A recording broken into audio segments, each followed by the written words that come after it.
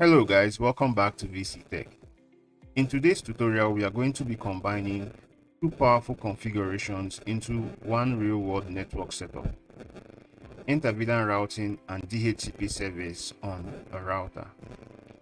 We will be using 3 switches and 1 multi-layer switch, which in this video will operate as a layer 2 switch connected directly to the router. I'll walk you through how the router provides DHCP addresses for multiple VLANs, why inter-VLAN routing ensures seamless communication between all the networks. By the end of this video, you will understand how to integrate routing, switching, and DHCP in a clean and scalable design. So with that being said, let's get started. For this tutorial, we will be creating VLANs on every switch. As we have 3 switches, we'll create 3 VLANs for each switch, and also we'll repeat the same VLAN creation on the multi-layer device, which will be serving as a layer 2 switch. So let's start our configurations from the switch. So for this switch, we want to go in and we create the first VLAN, which will be taking VLAN 10, and we want to name this IT. Then the next thing that we are going to do is to assign all the ports to the VLAN. So let's just do that real quick. Interface range FA0/2 to 24, giga 0/1 to 2. We want to say switch port mode will be access and switch ports to access VLAN 10. So we've created the VLAN and also assigned the ports to the VLAN for the first switch. Let's head over to the second switch and do the same configuration. So we've created VLANs for all the switches, as we are going to check by doing this. Do show VLAN shows us that all the ports are in VLAN 10 except the port that is directly connected to the multi-layer switch. Let's also do the same for the second switch. Do show VLAN, and it's also the same. And for the last switch, do show VLAN. All the ports are in sales VLAN. Let's move one step forward and head over to the multi-layer switch, which is this device over here that is directly connected to all the switches and also the router. So remember guys, the multi-layer switch is usually off, and we would have to power that on by click and drag the AC power supply. So by doing this, we've powered on the multi-layer switch. Let's wait for it to come on before we can start our configuration. Okay, so for a recap, we've created 3 VLANs, 1 for each switch, and we've also assigned ports to the VLANs. Now let's start our configuration on the multi-layer switch that will be serving as a layer 2 device for this tutorial. First, what do? We create the VLANs. We create the same VLAN that we created on the switches, the same VLAN we have on these 3 switches. We are going to create the same VLAN on this multi-layer switch. So we say VLAN 10, and we want to name this, or it is named IT. VLAN 20 is also named HR, and VLAN 30 is named sales. So the next thing to do right now is to trunk the ports that are connected to the switch. This interface that the switch is connected to on the multi-layer device should be trunk because it is carrying VLANs, so that port has to be trunk, because without trunking the ports, then VLANs would not be able to go through, as I'm going to show you an example when we get to that phase. Remember, we are supposed to trunk the ports that is carrying VLANs. So guys, I'm going to trunk these 3 ports without trunking this port. So we are going to see what's going to happen when we start the configuration and when it's time for it, or when it's time for the host device to want to receive their IP address from the DHCP server that will be configured on the router. So we want to say interface range gig1/0/1 to 3. No, let's start with it's 2 to 4, 2 to 4, because the interface is connected to the router. I'm going to show you a scenario that is going to happen if we don't configure this interface as a trunk port, because this interface will be carrying multiple VLANs and it needs to be configured as a trunk port. However, we are not going to do that now. We are going to wait and see what's going to happen if we don't configure it as a trunk port. So interface range gig10/2 to 4. We want to say switch port mode to be trunk. By doing this, we've trunked all the ports, as you can see, with all the ports connected to the other switches. Now let's head over to the router as we are done configuring everything on the multi-layer switch. So when it's time to configure the router, we want to head over to that interface gig0/0, and we want to say no short. Then now it's time for us to create a sub interface for every VLAN that is connected to the network. So we do that by saying interface gig0/0.10. So this is how we create an SVI for a VLAN on a router. Remember guys, to always encapsulate the ports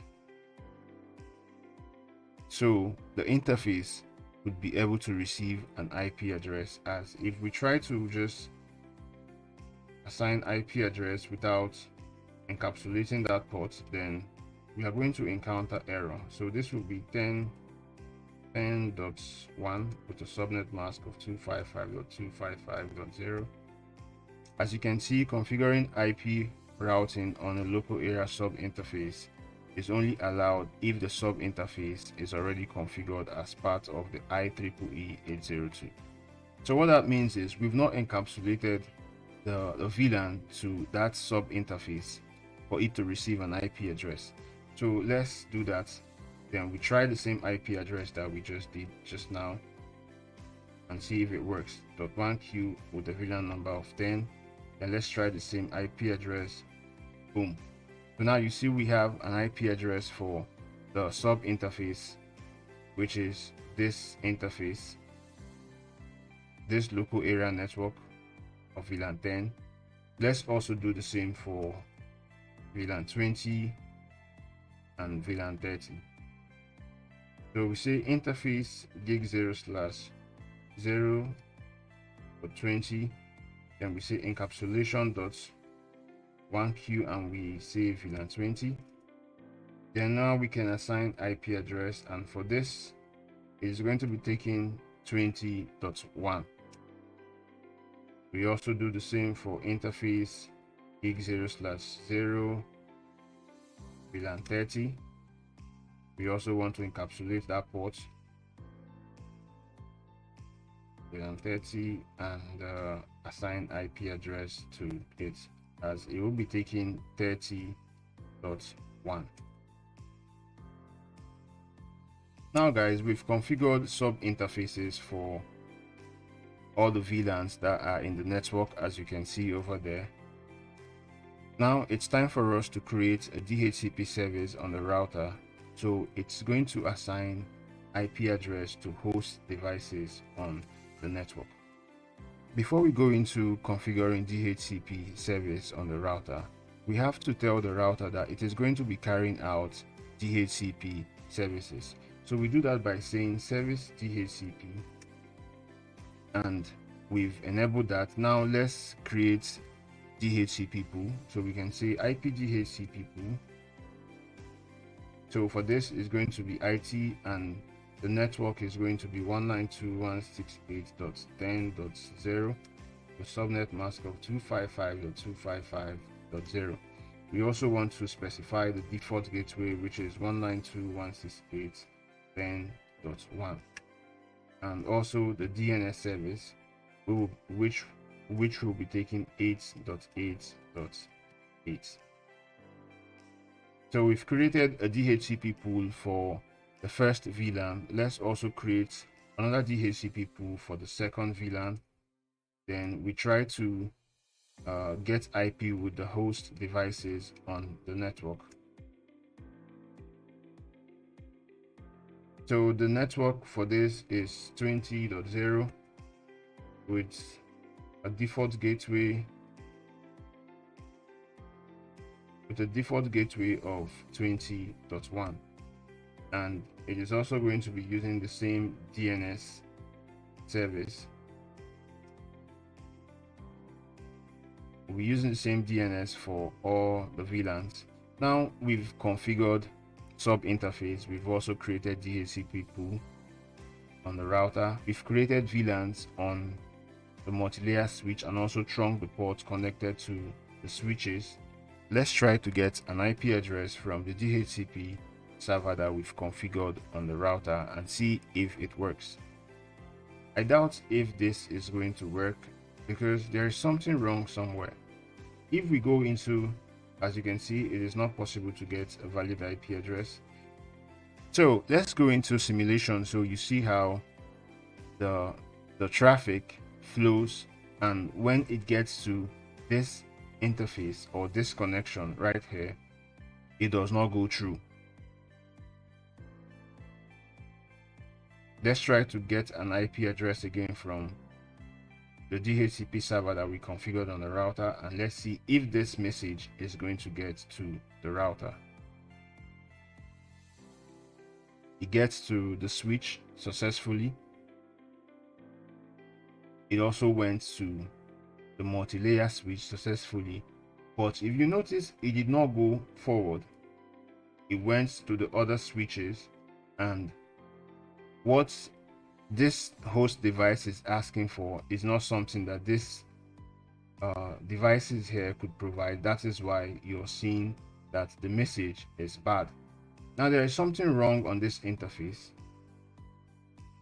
So if you know what is wrong, before I get to the parts where I would explain, you can leave your answer in the comment section. So what is wrong on this interface is we've not configured this port as a trunk port, because this multi-layer switch will be carrying multiple VLANs, and any port that is carrying multiple VLANs should be a trunk port. That is why the traffic is not going upwards, rather it's just going to the switch. Now let's head over to the multi-layer switch and try to configure that port as a trunk port, and let's see what's going to happen. 10/1, say switch port mode should be trunk. Now we've trunk this interface right here. Let's wait for it to come on. Then we are going to try to get IP address again using the simulation mode, and let's see if the packet is going to go up to the router. So let's try the simulation mode one more time, as we will try to get IP address on the DHCP server that is being configured on the router. So let's play this one more time, and it gets to the multi-layer switch. It also sends, as you can see guys, we are able to gain communication from the multi-layer switch to the router. And if you also noticed, there is a good mark, and it's sending back the message. The message it's sending back right now is considered to be the IP address that this host device here was asking for. Now let's go and check. As you can see, we are able to get an IP address for this host device. As previously we were not able to get an IP address, let's also check from this device if we can get an IP address. Yes, we are also able to get an IP address from the devices on the local area network. So guys, this is how we configure Inter-VLAN routing and DHCP server on a router.